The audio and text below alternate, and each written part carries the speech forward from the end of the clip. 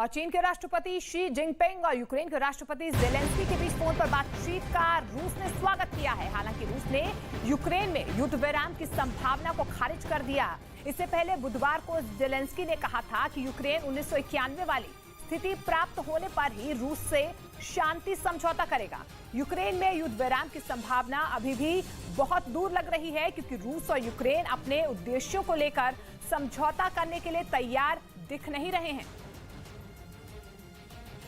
Ukraine के युद्ध के बीच परमाणु बम दागने वाले बॉमर को नेटो देश के करीब उड़ाने के कई मायने निकाले जा रहे हैं, क्योंकि रूस के दोनों बॉमर उड़ान भरकर 2-4 मिनट में नहीं लौटे, बल्कि वो 14 घंटे से भी ज्यादा देर तक नॉर्वे के पास आसमान में उड़ते रहे। खुद रूस के रक्षा मंत्रालय ने यह जानकारी दी और अपने विमानों की उड़ान का वीडियो भी जारी किया, जिसमें सुबह से रात तक रूस के Tu-160 बॉमर आसमान में उड़ते नजर आए। उनके साथ साथ MiG-31 फाइटर जेट भी उड़ता दिखा। इस दौरान दोनों विमानों में उड़ान के बीच ईंधन भरने की प्रैक्टिस की गई।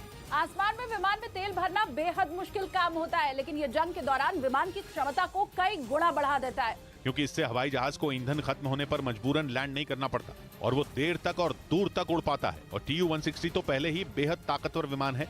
वो लंबी रेंज का स्ट्रेटेजिक बॉमर है, मतलब कि वो दुश्मन पर भर भर कर बम बरसा सकता है, फिर चाहे टारगेट मीलों दूर ही क्यों ना हो। Tu-160 2531 किलोमीटर प्रति घंटा की रफ्तार से उड़ते हुए लगातार 12300 किलोमीटर तक का सफर तय कर सकता है। और तो और रूस के Tu-160 को दुनिया का सबसे बड़ा और सबसे भारी जंगी जहाज भी कहा जाता है। ऐसे में अगर रूस यूक्रेन की जंग के दौरान अपना इतना ताकतवर विमान, वो भी परमाणु बम दागने की ताकत से लैस विमान यूरोप के पास उड़ाएगा, तो यूरोप में खलबली तो मचेगी ही। रूस ने बताया कि उसने अपने उत्तर पश्चिम में मौजूद बैरेंट्स सागर के ऊपर अपने बॉमर उड़ाए, लेकिन यूरोप की परेशानी यह है कि बैरेंट्स सागर के पास ही नॉर्वे है, जो कि यूरोप का देश तो है ही, वो रूस के दुश्मन नेटो का भी सदस्य है।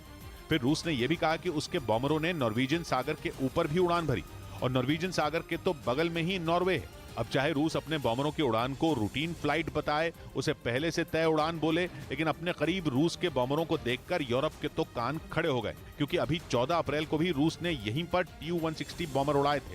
और महायुद्ध के बीच अब रूस विजय दिवस की परेड की तैयारी में जुट गया है। इसके लिए मॉस्को की सड़कों पर सैन्य वाहन उतरे। मॉस्को में 9 मई रूस की सेना रिहर्सल करेंगे। परेड रिहर्सल के जरिए रूस यूक्रेन को और पश्चिमी देशों को कड़ा संदेश देने की कोशिश करेगा।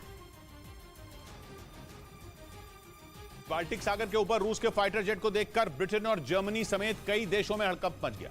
ऐसा इसलिए क्योंकि पुतिन यूक्रेन की मदद करने वाले यूरोप के इन देशों को कई बार हमले की धमकी दे चुके हैं, जिसके लिए पुतिन की सेना वहां अक्सर युद्ध का अभ्यास भी करती है। लेकिन पश्चिमी मीडिया का दावा है कि इस बार बाल्टिक सागर में रूस के एक साथ 3 खतरनाक फाइटर जेट दिखाई दिए, जिन्हें देखकर यूरोप के कई देशों की धड़कनें बढ़ गई। पश्चिमी मीडिया के मुताबिक रूस के 2 सुखोई 27 और एक IL-20 जासूसी विमान ने बाल्टिक सागर के ऊपर एस्टोनिया के नजदीक उड़ान भरी। उस इलाके में एस्टोनिया के अलावा लातविया और लिथुआनिया भी मौजूद हैं, जहां रूस के लड़ाकू विमानों के पहुंचने की खबर से खलबली मच गई। लेकिन इन बाल्टिक देशों की परेशानी यह है कि इनके पास अपना कोई फाइटर जेट नहीं है।